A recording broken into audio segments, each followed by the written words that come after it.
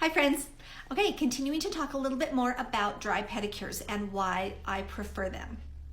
So when you remove too much callus at once, which you run the risk of doing when your foot is wet and soft, you actually could tear those skin cells.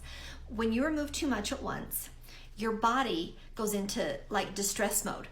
Your heels are supposed to have a little bit of callus type, like the skin's supposed to be harder and thicker and firmer because you walk on your feet. So when you remove too much, your body goes into distress and says, oh no, that callus was not strong enough because we got damaged even though it was there. So what I'm gonna do is I'm gonna create a harder, thicker callus so that it won't get damaged. And so you're perpetuating your own problem when you're removing too much skin at one time. That's why those metal cheese graters are illegal, I believe, across the country. And I always advocate for home care. One pedicure every 3 months is not going to do you the good you need. And if it does, it's too much. You need to file your feet.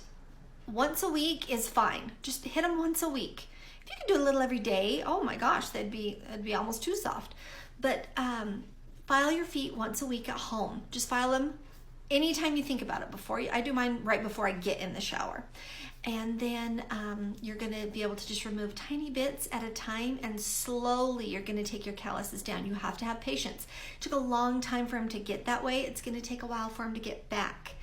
And as I said in earlier videos, when you're wanting to really moisturize your feet, you don't wanna do it when they've been wet. What you wanna do is when it's dry, remove a little bit of that dead skin, then moisturize that dry foot, because that way you're not trapping water into the skin, because water dries your skin out.